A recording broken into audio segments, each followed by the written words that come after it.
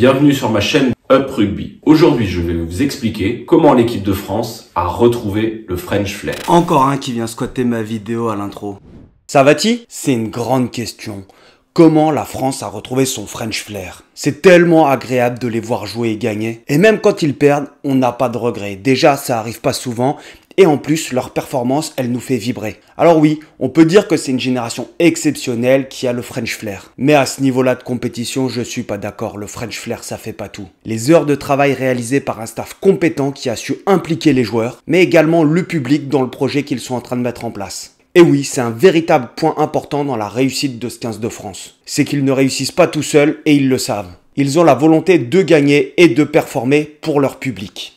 On le voit dans la manière dont ils parlent d'eux, dont ils parlent de nous, dans ce qu'ils projettent d'accomplir et la façon dont ils en parlent. Ces stars, on les voit à la télé réaliser des choses vraiment incroyables. C'est vraiment des surhommes. Et en revanche, on a presque l'impression de les connaître. On nous les fait découvrir humainement à travers des épisodes de Destin mêlé. C'est-à-dire que c'est plus des stars qui sont cadenassées devant notre écran. On a l'impression qu'ils sont accessibles et on a beaucoup d'empathie pour eux. Et tout de suite, on se met à aimer leur personnalité et leur humanité. On a presque l'impression de vivre la même aventure qu'eux et ça, c'est formidable. Et puis Fabien Galtier, il nous donne du grain à moudre. Il nous explique à travers des petits moments une partie de son projet de jeu. Je pense que je serais capable de faire une vidéo entière sur la rhétorique de Fabien Galtier, mais c'est pas le sujet aujourd'hui. Moi qui suis international, râleur international, éternel insatisfait, toujours à critiquer pour essayer d'améliorer, à vouloir mieux faire, à vouloir mieux comprendre, eh bien avec ce 15 de France, depuis 4 ans, je sèche. Et j'adore, je prends un malin plaisir à les regarder et à tenter de comprendre et d'analyser ce que les têtes pensantes du rugby français font. Pour comprendre ce fameux French Flair qui fait la réussite du rugby français,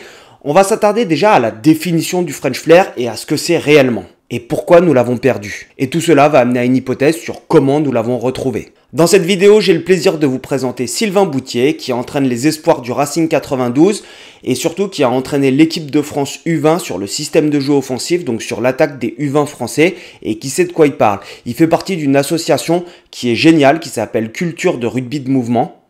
Et reste bien jusqu'à la fin parce qu'il va y avoir une surprise.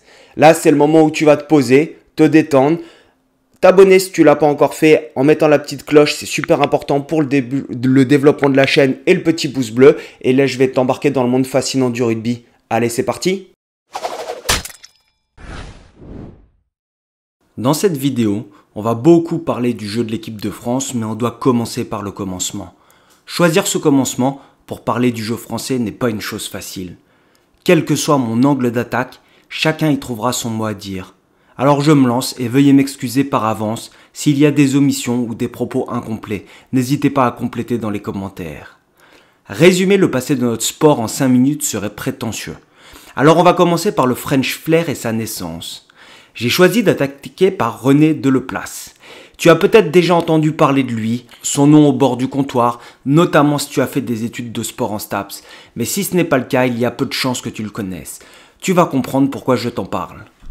Il est né en 1922. C'est un mathématicien qui est également professeur d'éducation physique. Il découvre le rugby pendant la Seconde Guerre mondiale et il devient un théoricien du rugby. Oui, tu as bien entendu, il y a des théoriciens dans le rugby. Les joueurs courent partout dans tous les sens en alternant esquive et combat. On oublierait presque toutes leurs actions. Elles sont codifiées comme dans la majorité des sports collectifs. Les travaux de René Deleplace sont sur le mouvement général au rugby. Autant te dire que ces travaux ont influencé des générations d'entraîneurs jusqu'à l'heure actuelle. Sa pensée est fondée sur un principe de liberté d'initiative des joueurs qui préside au mouvement général. Il publie un ouvrage en 1979. Sa pensée, elle repose sur la modélisation mathématique des choix possibles des joueurs à partir des angles d'inflexion de leurs courses respectifs. En français, ça veut dire quoi? Que tactiquement, tu es bon. C'était l'inventeur de l'intelligence situationnelle. Le choix d'un seul joueur balle en main conditionne les actions de ceux qui ne l'ont pas et c'est aux hommes de s'adapter le plus justement possible à la suite de cette décision pour poursuivre le mouvement sans interruption afin de constituer une suite harmonieuse. C'est des belles paroles mais ça explique exactement ce que c'est le rugby. Le rugby, c'est un sport sur lequel on va essayer de s'adapter au choix du porteur de balle pour assurer de la continuité avec des passes après contact et essayer d'avoir une fin qui va bien se terminer si possiblement harmonieusement. En théorie, si les joueurs offrent plusieurs solutions aux porteurs de balle, on peut éviter les arrêts de jeu et poursuivre l'action indéfiniment bien au-delà de la ligne d'en but. La perfection serait le mouvement perpétuel. Et ça, c'est la théorie. Donc, sa théorie veut qu'on ne passe pas par des phases de sol et ces phases où le ballon est arrêté pour pouvoir combattre. Mais du coup, ça ne reste qu'une théorie, puisqu'on a beau essayer de faire vivre le ballon, on a des adversaires qui, eux, vont essayer de l'enterrer. Si tu es capable de prendre des initiatives et que tous tes partenaires, ils vont savoir comment réagir. Les joueurs, ils n'ont pas forcément besoin d'actions prédéfinies. Un exemple concret ? Si un joueur prend l'initiative de déclencher un duel, le premier joueur à son extérieur doit réagir et converger pour assurer la continuité du jeu avec une passe après contact ou en faisant vivre le ballon et assurer la conservation. Le premier joueur à l'intérieur, tu peux lui demander de converger si le porteur de balle a gagné du terrain ou de passer dans l'axe du porteur de balle pour jouer avec une passe offload axiale et garder la vie du ballon. L'objectif, c'est donc de réagir au choix du porteur de balle et de lui proposer des solutions pour continuer à faire des passes. En fait, ce qui paraît intéressant, c'est de dire qu'on va travailler autour de la prise d'initiative individuelle du joueur, la capacité à lire pour les partenaires de ce joueur, ce qu'on appelle un référentiel commun, c'est-à-dire d'anticiper cette prise de décision et de créer des connexions fortes qui vont permettre, autour de cette prise d'initiative, on va dire spontanée, aux partenaires de reconnaître la forme de jeu que le joueur va choisir et d'assurer la continuité et de connecter plus vite que les adversaires. Et c'est ça qui va permettre finalement d'avoir un côté un petit peu imprévisible et de réagir ensemble pour trouver la meilleure solution sans qu'elle soit stéréotypée ou prête auparavant. C'est donc parce qu'on a travaillé sans cesse des changements de configuration spatiale, une intelligence de lecture des flux défensifs, que lorsque le joueur prend l'initiative, autour de lui les partenaires réagissent plus vite et que les connexions vont plus vite et permettent d'assurer des continuités de jeu et de surprendre la défense. Certains disent même que cette théorie a donné naissance au French Flair, tandis qu'il en existe une autre. En 1963, à la suite d'un France-Pays de Galles, remporté 5-3 par la France, un journaliste a utilisé cette expression. Cette expression était là pour nommer cette mystérieuse propension de l'équipe tricolore à se transcender par l'orgueil en prenant tous les risques et être so unpredictable. C'est donc une expression britannique pour définir et qualifier le jeu à la française. Je resterai sur la première hypothèse, selon laquelle c'est René Deleplace qui a participé au développement du French Flair. Tout simplement parce que ça va bien coller avec ce que je vais dire après.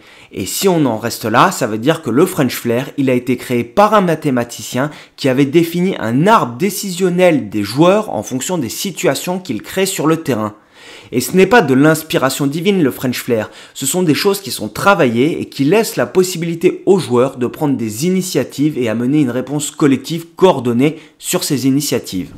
Bon alors Charles, toujours des hypothèses lancées dans tes vidéos qui sont d'une extrême richesse. Par contre, il y a quelque chose sur lequel, par honnêteté intellectuelle, on ne peut pas laisser passer. C'est-à-dire que finalement, l'origine du French Flair, elle est entre les deux hypothèses que tu as dites. Mais on ne peut pas dire que René Deleplace est l'inventeur du French Flair ou même du jeu de mouvement. La force qu'il a eue, en fait, c'est avec des discussions d'internationaux qu'il a vus, avec des joueurs, d'essayer de comprendre comment ces moments spontanés et ces moments de jeu où les joueurs se retrouvaient émergeaient et quelles étaient les méthodes d'entraînement, les apprentissages les plus pertinents, les plus intéressants pour aller vers cette forme de jeu qu'est le mouvement général et la continuité du jeu.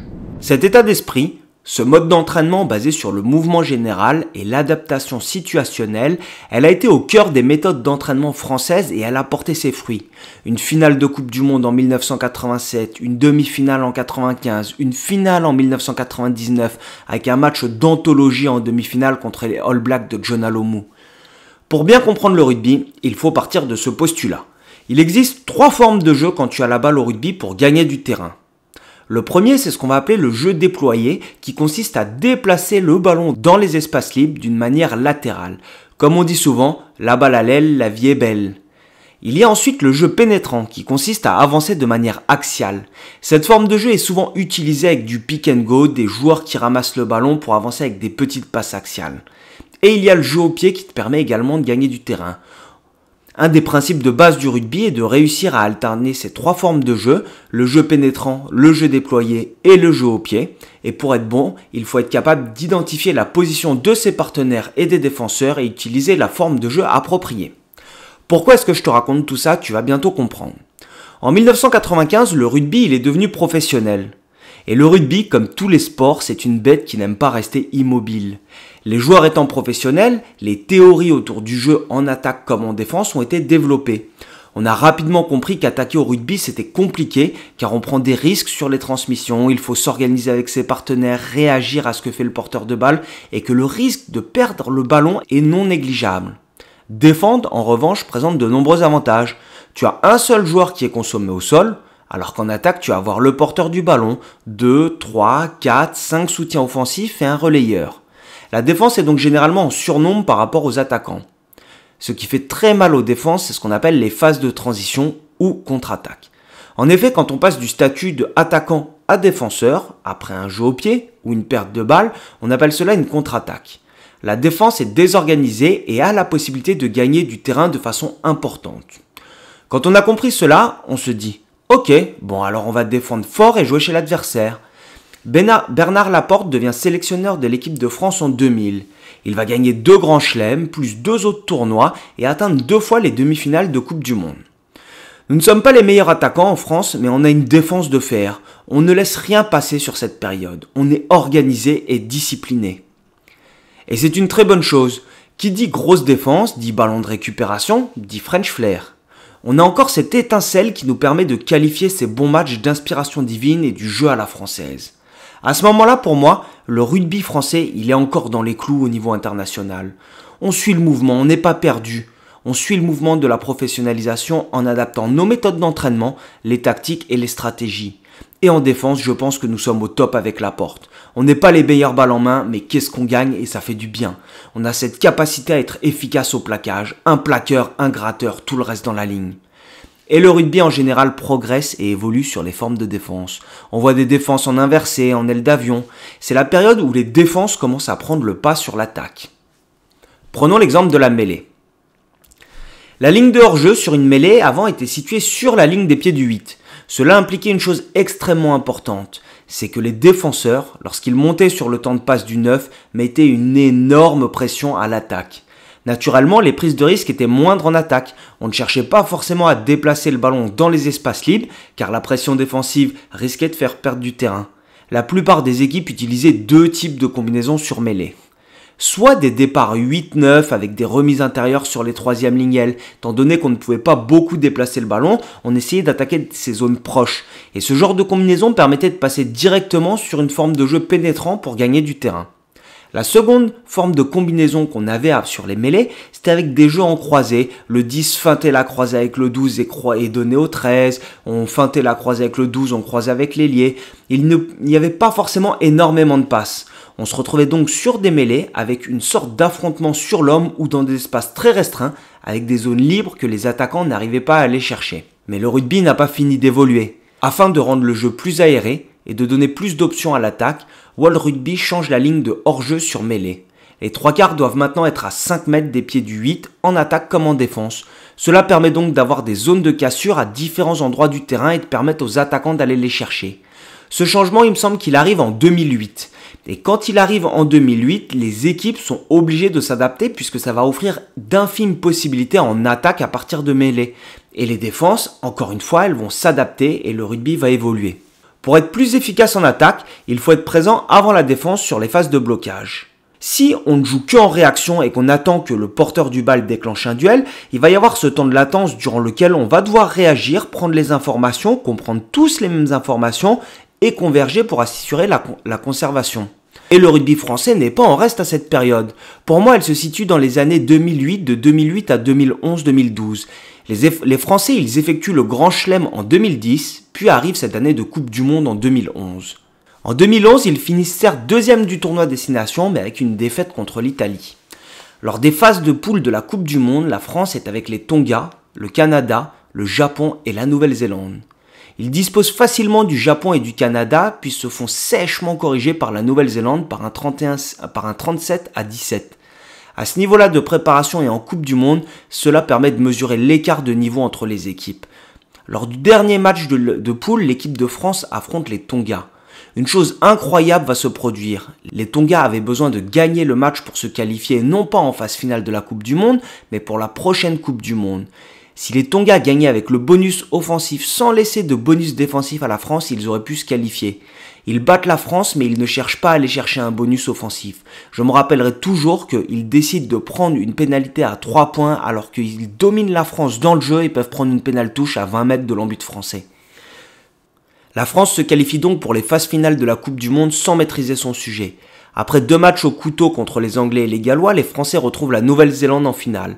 Un match reste un match et les Français s'inclineront en proposant un match de qualité exceptionnelle. La France était-elle sur le déclin à ce moment-là?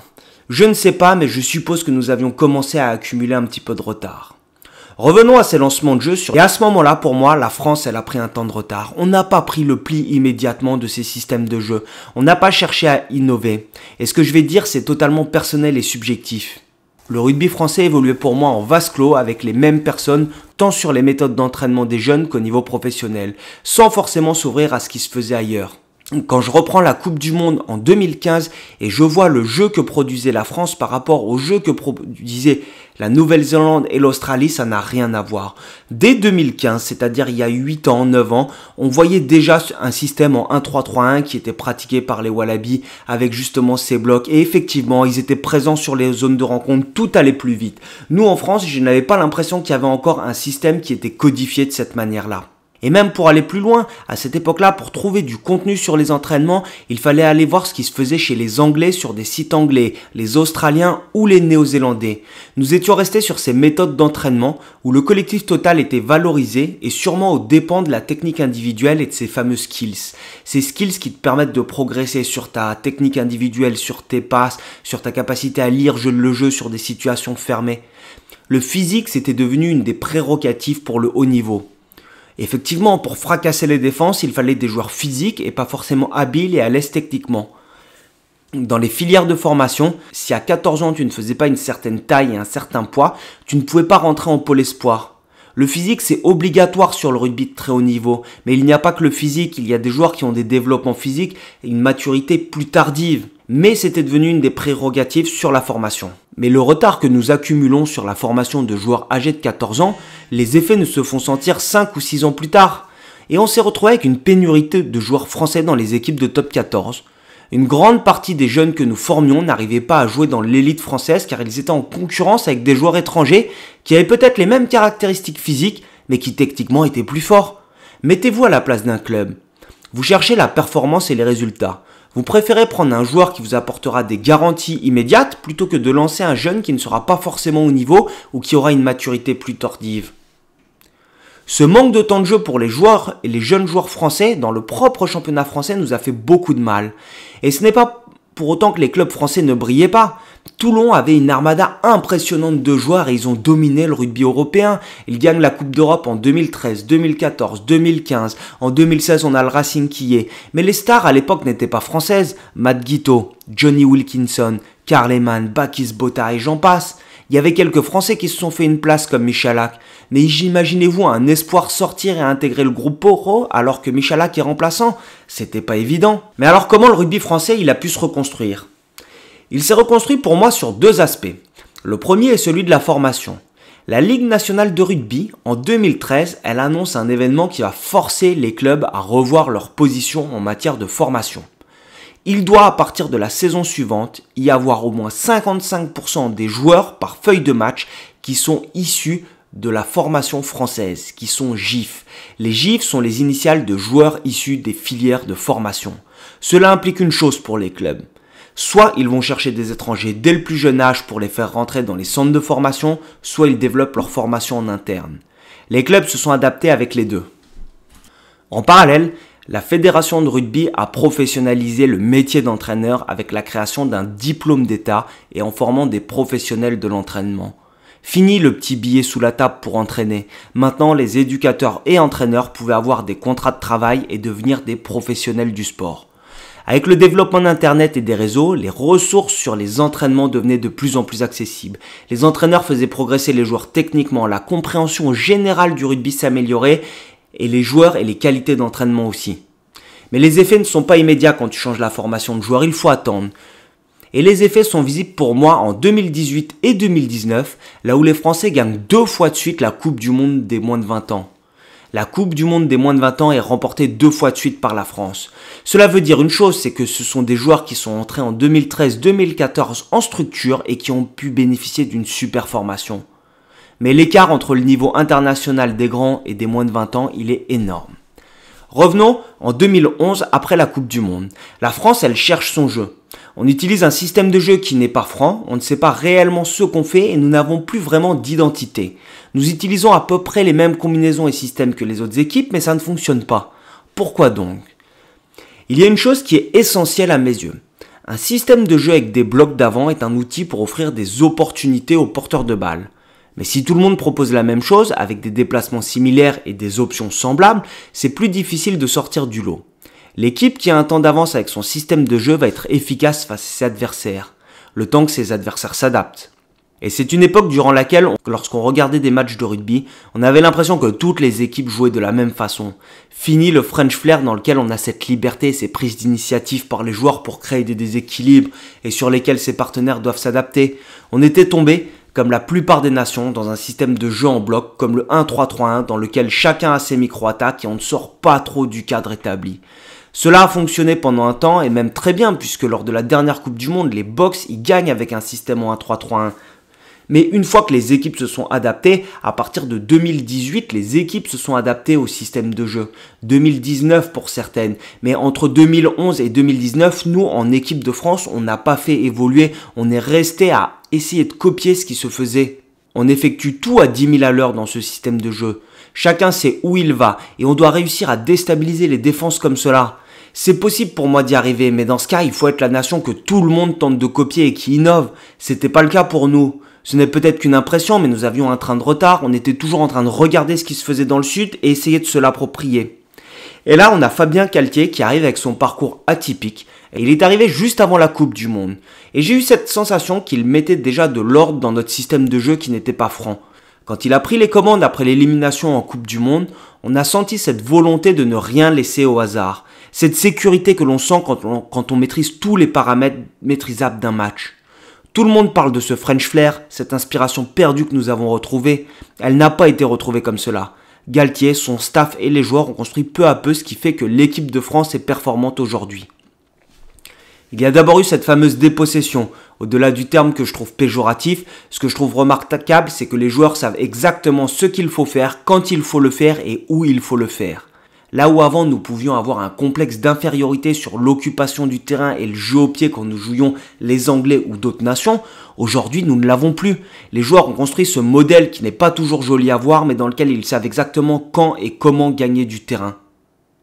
Maintenant c'est à eux de s'approprier ça et ils sont capables de le ressortir dans n'importe quel match. Au-delà d'aller jouer chez l'adversaire, cela permet également de gérer le tempo d'un match. Nous avons la possibilité de décider de casser le rythme si nous le souhaitons ou d'en mettre. Tu n'as pas oublié les 3 formes de jeu qui sont utilisées dont je te parlais en début de vidéo. Eh bien la forme de jeu au pied est donc maîtrisée. Galtier n'a rien révolutionné sur le système de jeu qui se faisait partout dans le monde. Il utilise un 1-3-3-1 avec quelques variations sur les patterns, mais rien qui ne sorte de l'ordinaire. On va considérer que c'est le jeu déployé. Mais les systèmes ont eu tendance à enfermer les équipes ces dernières années. Et je discutais avec un ami qui me disait qu'un entraîneur professionnel de top 14 avait fait appel à un spécialiste du rugby de mouvement, issu du fameux théoricien René Deleplace, pour lui montrer comment on pouvait jouer au rugby autrement et entraîner différemment que ces systèmes de jeu totalement fermés. Les systèmes de jeu, ils sont indispensables à mes yeux car ils permettent de coordonner des actions collectives, mais sortir de ces systèmes pour désorganiser une défense est difficile. Et c'est ce que la France a remis au goût du jour, c'est ce jeu pénétrant, cette troisième forme de jeu qui avait été éclipsée par les systèmes de blocs dans lequel le jeu est programmé. Il remet ce fameux jeu pénétrant dans lequel il va y avoir de l'adaptation en temps réel par rapport aux informations perçues. Bien sûr, tu t'en doutes, c'est très travaillé et un peu plus compliqué que cela. Et c'est là où la bascule, elle s'effectue vraiment pour moi. L'équipe de France aujourd'hui travaille avec un temps d'avance par rapport à ses adversaires. Ils ont réussi à innover par rapport à ce qui se faisait en ayant cette capacité d'alterner les formes de jeu entre le déployé, le pénétrant et le jeu au pied. En effet, sur du jeu pénétrant, c'est très difficile de défendre, de s'organiser avec des structures défensives pour l'adversaire, puisqu'on ne sait jamais de quel côté ça va partir et tout ce qui était mis en place avant, c'est-à-dire que sur des systèmes de jeu, tu sais que si tu as gagné la ligne d'avantage en défense, tu ne fais pas circuler tes joueurs. En revanche, que si tu as perdu la ligne d'avantage, il va falloir que tu fasses circuler les joueurs. Et tout ça était très codifié avec les systèmes de jeu et en repassant sur du jeu pénétrant, c'est impossible de codifier cela. Comment est-ce que tu peux décider si tu fais basculer des joueurs dans un sens ou dans l'autre, sachant que ça peut repartir, ton jeu pénétrant peut repartir d'un côté ou de l'autre avec ces fameux pick and go. Et c'est vraiment là où la France est devenue très forte. Et dans la prochaine vidéo, je vais m'attarder justement à tout ça. Je sais, tu es resté sur ta faim, tu pensais que j'allais te présenter aujourd'hui dans cette vidéo tout le système de jeu de l'équipe de France, mais je pouvais pas. En fait, j'étais obligé de poser les bases du French Flair, ce qu'on appelle le French Flair, et du coup, ces différentes formes de jeu pour pouvoir t'amener à comprendre comment joue l'équipe de France actuellement. Et je vais le faire parce que j'ai beaucoup de choses à dire sur le jeu de l'équipe de France, sur la façon dont il joue, et t'inquiète pas, je suis pas en train de donner des informations à l'adversaire. Évidemment, l'adversaire regarde le 15 de France de la même manière que moi, sauf qu'ils ont 4-5 mecs qui sont plus doués que moi par équipe, qui vont s'occuper d'analyser le jeu de l'équipe de France. Donc ce que je vais faire, c'est que je vais juste expliquer au grand public comment est-ce qu'on joue. Et pour ça, il faut que tu t'abonnes pour pas rater la prochaine vidéo. Entraîner le rugby de mouvement, c'est quelque chose qui est très compliqué car c'est une philosophie à avoir. On sort de ces systèmes de jeu classiques où tout est vachement ordonné, vachement cartésien pour rentrer dans quelque chose de plus libre. L'année dernière, par l'association Culture de Rugby de Mouvement, j'ai été invité par Sylvain à voir un webinar où c'était Gregor Townsend qui était invité et qui présentait et qui répondait à des questions et qui parlait du jeu de l'Écosse. Alors pour te présenter l'association, je vais laisser la parole à Sylvain. Moi, je vais te mettre le lien de l'association dans la description.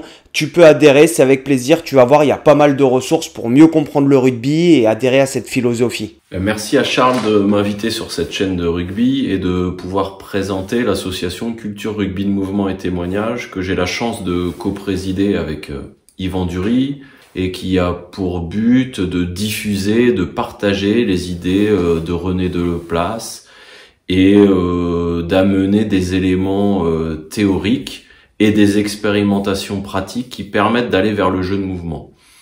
Alors pour ça, on a un site internet qui s'appelle fndr.fr sur lequel vous pouvez trouver de nombreuses ressources, des écrits, les ouvrages de René Deleplace mis à disposition gratuitement, des webinaires où il y a des débats, et puis si vous adhérez à l'association, des contenus spécifiques avec des webinaires spécifiques, des stages que nous faisons avec certains clubs qui sont des clubs partenaires pour développer les joueurs dans une optique de rugby de mouvement.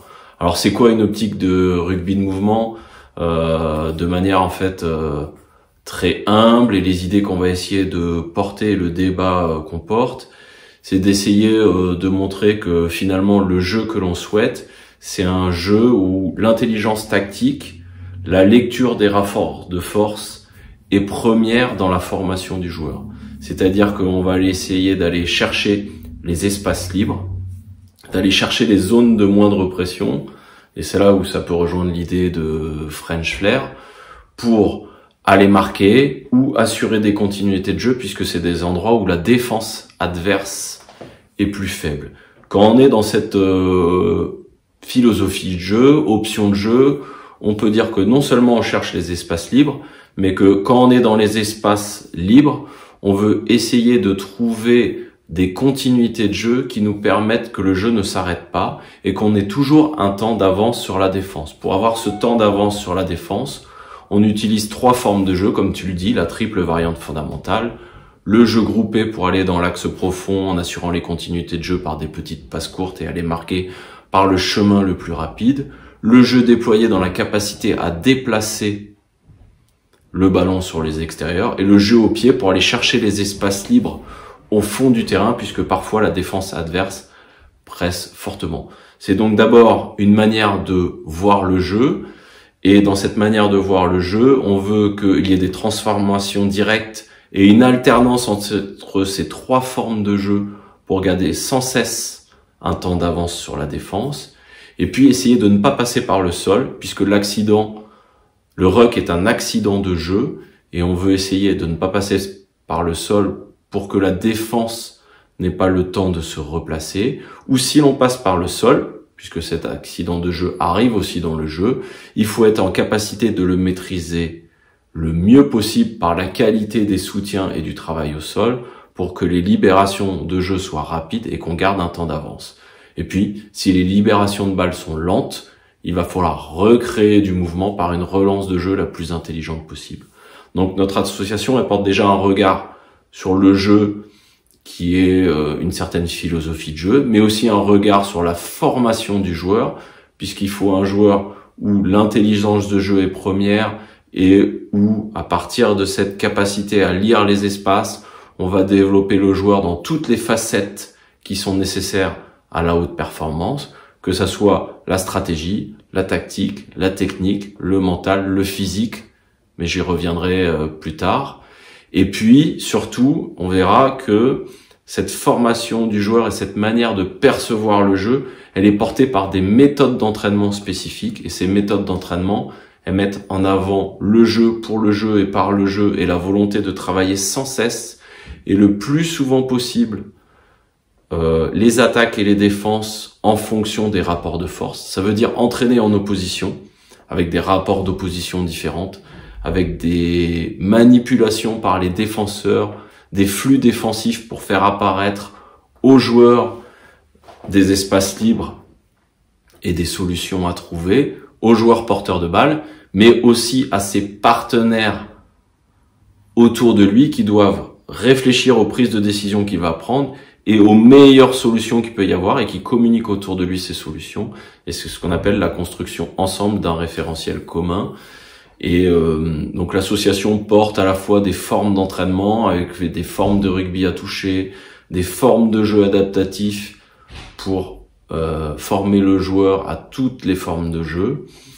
Et puis aussi elle s'appuie sur ce que René Deleplace a apporté, c'est-à-dire essayer d'avoir des modalités d'entraînement où on va former le joueur au jeu en collectif total, au jeu en collectif réduit, au homme contre homme, qui est une cellule, on va dire un focus plus réduit dans ses prises de décision, mais qui doivent lui permettre de grandir et de réinvestir ses apprentissages à la vitesse du jeu et avec des rapports de force. Voilà. Je m'étends pas plus parce que si ça vous intéresse, je vous invite à aller voir sur le site et adhérer à notre association, et là-dessus vous verrez que les débats sont infinis autour du mouvement en général, du jeu de mouvement et de la volonté de trouver sans cesse des solutions innovantes pour former nos joueurs au rugby de mouvement et au rugby de demain.